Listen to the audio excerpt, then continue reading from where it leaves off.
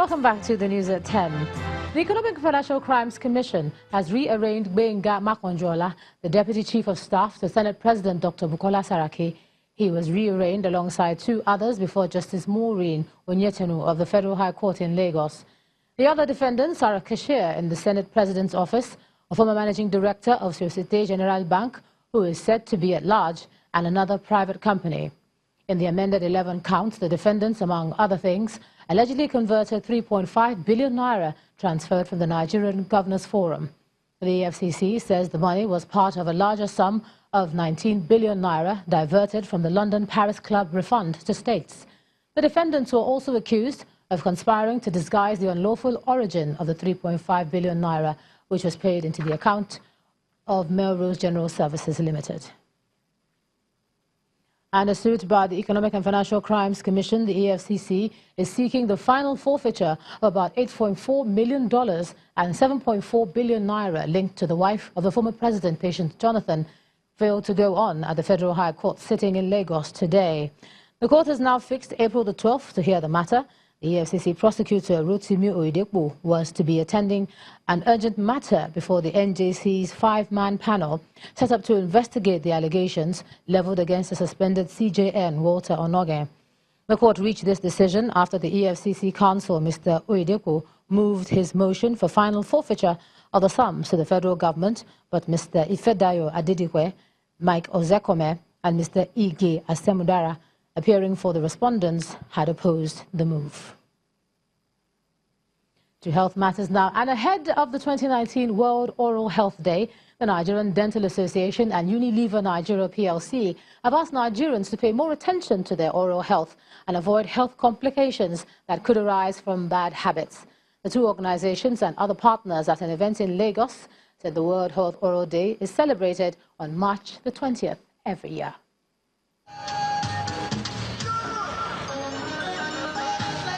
It's 7 days to World Oral Health Day.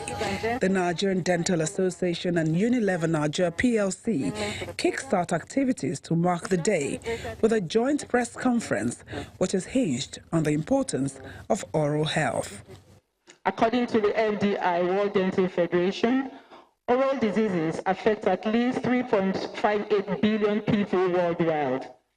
The case for good oral hygiene keeps getting stronger.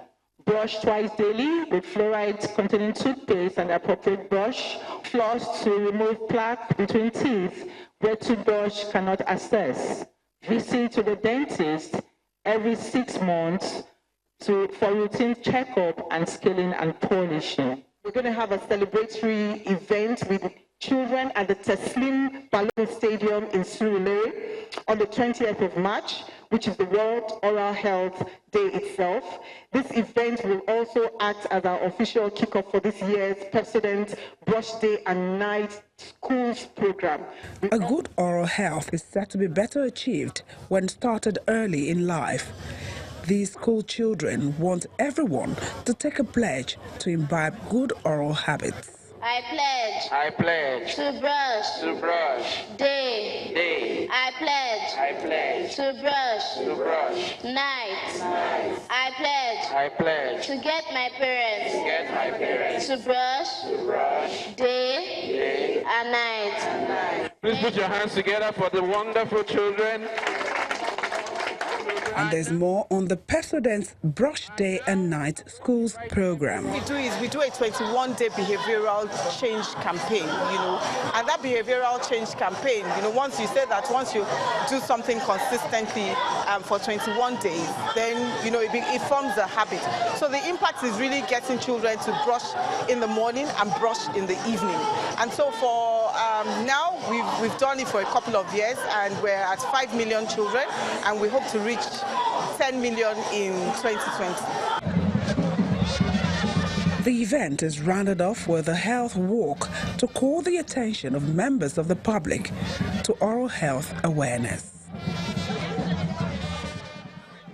Election observers today received a debriefing by INEC in Abuja, the nation's capital, with the observers highlighting challenges faced during the process.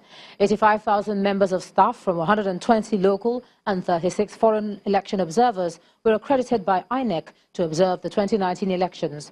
Our correspondent Kayla Megwa reports.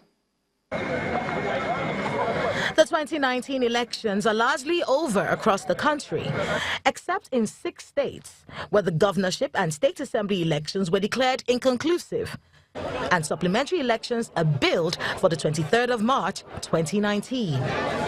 Prior to the electoral process, election observers, both foreign and domestic, were given unfettered access to polling units across the country. Back from their observer missions, they've been invited by INEC for a debriefing. This debriefing session offers us the opportunity to discuss a variety of issues, focusing on various aspects of the electoral process. Issues affecting the electoral process, which were discussed at the debriefing by the observers, involve logistics, performance of smart card readers, conduct of security personnel, as well as the collation and declaration of election results at the various levels, with INEC responding to the issues raised. Much is still desired in terms of having adequate arrangement for transportation and distribution of these materials, because in the areas where we observed in Imo State, around 9 a.m., 10 a.m., we still see poll workers being, as the distribution process still taking place around 10 a.m. We want to suggest that INEC should begin to think of a way of changing the entire system of logistics and deployment of officials. It's something we should look into. As we have like 4 years from now to get to the next election, we should begin to look at a situation where we don't need to send people on the road at night to take materials from different places, because there are a lot of issues that are involved. When we talk about tracking, we're talking about tracking our own vehicles, and I want to assure you that at least about 400 of them were tracked. These were used to convey materials, mostly sensitive materials, from the central bank down to the local government offices. 120,000 polling and voting points, as well as the rescheduling of the dates of the elections, took its toll on the commission, according to officials. However, they are optimistic that the observers, pointing out the challenges faced on the field, will help the commission with useful lessons for the conduct of future elections. Kayla Megwa, Channels Television News. All right, let's take a look at some business news now. Here's Aide Okikiolu.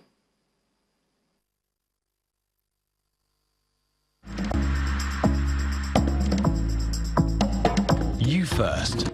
First Bank.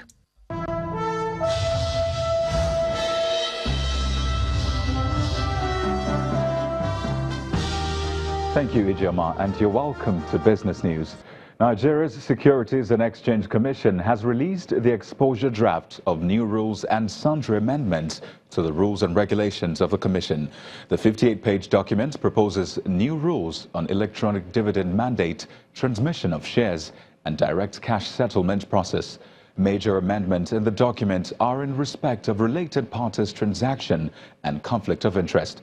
The SEC also publishes exposure on the appointment of compliance officer by market institutions, as well as amendments to Schedule 1 on securities offering. On collective investment schemes, the Commission has eased the offering process to make them cost and time efficient, looking to prevent investors' monies lying idle for weeks pending the conclusion of an offer and allotment. The annual lecture of Nigeria Women in Business, WIMBIZ, is scheduled for March the 21st, with a focus on the theme for this year's International Women's Day, Balance for Better, which looks to change the existing narrative and practices about women in business, management, and public service. Ahead of the event, members of the organization paid a courtesy visit to Channels Television's corporate headquarters here in Lagos. The executive director of WIMBIZ, Mrs. Hansatu Adegbite, explains why the summit's topic is appropriate for women to push and chart new territories. There is always an assumption, a blind or silent assumption, that there are certain things that women cannot do or achieve or rise towards. So the question we are asking women is that who actually said so? Did you come into an environment whereby it was just a silent thing, and so you didn't challenge the status quo and just sort of fitted yourself into that scenario? Or are you now really thinking inwards and asking yourself, who actually said so? Why am I going that way? Why have I allowed myself to just go with the flow? So we want to get women in the room to start thinking around those lines, and also to hear from those that have broken that barrier. Moving on, the Nigerian stock market took a few steps back from its string of losses on Wednesday, handing out hopes of a silver lining to the noisy general elections. Here is Aide with a summary of today's session on Customs Street.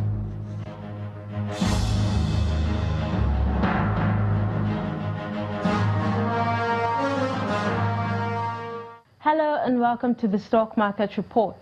From a nasty Tuesday to a positive Wednesday, midweek trading at the Nigerian stock market saw some gains at the close of trade as investors reversed negative sentiments which started a week ago. The all-share index was up 0.15%. However, the headline index and equity market total value were still weak at 31,360.28 and 11.694 trillion naira respectively. For the first time this week, the turnover of shares traded and the number of transactions were higher in today's session at 377.49 million stocks exchanged in 3,273 deals worth over 2 billion naira. Now looking at the sectoral chart, 2 of the 5 major sectors closed in the green, with consumer goods up 1.60% and the banking index made a comeback, closing positive at 0.04%. Diamond Bank, ICT services provider Champs PLC and FBN Holdings were the most actively traded stocks. And that's the stock market report for the day. I am Aide. Back to you, Kayode. Thanks, Aide. Now, the messy Brexit deal in Britain and the fallout of the fallen Ethiopian airline Boeing 737 kept investors at the edge of their seats on Wednesday. Now, here are some figures showing how the news box impacted on the trading day.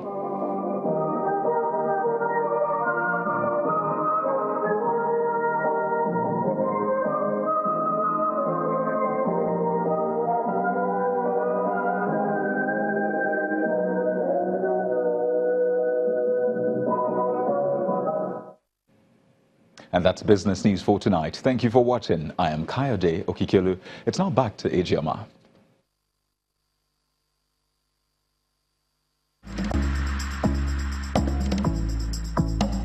You first.